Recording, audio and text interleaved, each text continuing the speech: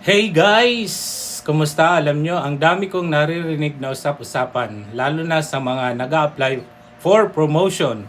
Noon, ang nakasanayan natin parang rule of thumb na ang appointing authority ay dapat pumili lang sa loob ng top 5 candidates na binigay ng board. Pero alam nyo ba na malaking pagbabago ang dala ng 2025 ora-ora pagdating sa prosesong ito? Sa bagong rule, hindi na limitado ang pagpipilian ng ating mga appointing authority sa top 5 lamang. Yes, narinig nyo ng tama. Binago na ang proseso para maging mas flexible. Ngayon, kahit hindi ka kasali sa Power of 5, basta ikaw ay pasok sa listahan ng mga qualified applicants o candidates, may chance ka pa ring ma-hire o ma-promote. Ibig sabihin, hindi na fixed ang pagpipilian sa top list dahil binigyan na ng mas malawak na sound discretion ang ating mga head ng agency para makapili ng pinakaakma sa kanilang pangangailangan. Gusto ko lang i-share sa inyo itong tungkol sa Section 88 kasi marami sa atin ang nag-iisip na rigid na listahan lang ang sinusunod. Pero ang totoo, mas may malalim na dahilan kung bakit ganito ang proseso natin. Ang tawag dito ay balance. Sa isang banda, mayroon tayong meritocracy. Ito yung mga interview, exam at assessment na ginagawa ng HRMPSB. Sila yung board na nag-identify kung sino ang mga most qualified. Sila ang gatekeepers para masigurong may merit ng bawat appointment, pero hindi dito nagtatapos ang kwento.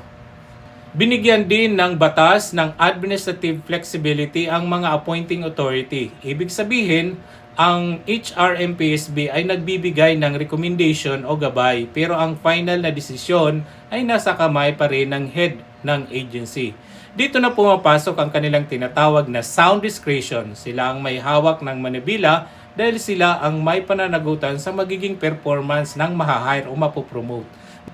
May mga pagkakataon kasi na may mga kandidatong magagaling lang sa papel at certificates kaya napapasama sa top 5. Pero mayroon namang iba na sadyang kulang lang sa records o paperwork. Pero napakagaling naman talagang magtrabaho at may field experience na kailangan ng agency. Kaya naman, napaka-importante ng discretion na ito para mabigyan ng pagkakataon yung mga tunay na makakadeliver ng trabaho. At ito naman ang paalala para sa ating mga nasa top 5, lalong-lalo na sa mga rank 1. Gets ko na nakaka-excite makita ang pangalan nyo sa taas ng listahan.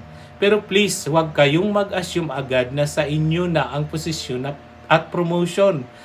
Dahil nga sa sound discretion ng ating appointing authority, posible pa ring iba ang mapili sa bandang huli. Hindi ito dahil sa mababa ang tingin sa credential nyo, kundi dahil sa pagtingin ng agency o appointing authority sa big picture. Kaya ang payo ko, manatiling humble at bukas ng isipan, maging handa sa anumang magiging desisyon at huwag hayaang malagay sa alanganin ang inyong professional image dahil lang sa premature na pag-celebrate. At ito ang pinaka-interesting part na madalas ma-misinterpret. Marami ang nag-aakala na kapag hindi ka kasama sa top 5, out ka na agad. Pero gaya ng nabanggit ko, ayon sa Section 88, hindi bawal sa appointing authority na pumili ng ibang qualified candidates na wala sa top 5. Minsan, may mga factors na hindi nakikita sa exam o interview tulad ng organizational fit o yung specific na skills at attitude na kailangan ng agency sa panahong yun. So, kung sakaling hindi ka pinalad na mapasama sa top 5, basta qualified ka, bukas pa rin ang pinto dahil sa discretion na yan. Kaya ang payo ko sa inyo guys, huwag kayong masyadong ma-pressure kung wala kayo sa top spot. Ang mahalaga, pinakita ninyo yung best ninyo, maging professional at manatiling qualified.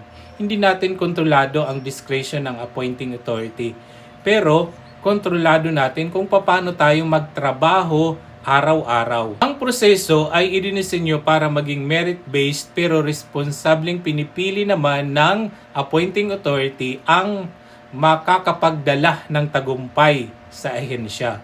So ano sa tingin ninyo? Pabor ba kayo na pwedeng kumuha sa labas ng top 5 o mas gusto nyo ba na stick to top 5 tayo palagi? I-comment nyo naman sa baba. Gusto ko malaman ang side nyo. Huwag kalimutang i-share ito sa mga office mates ninyo para aware din sila sa bagong rules. Hanggang sa susunod na kwentuhan, ingat kayo.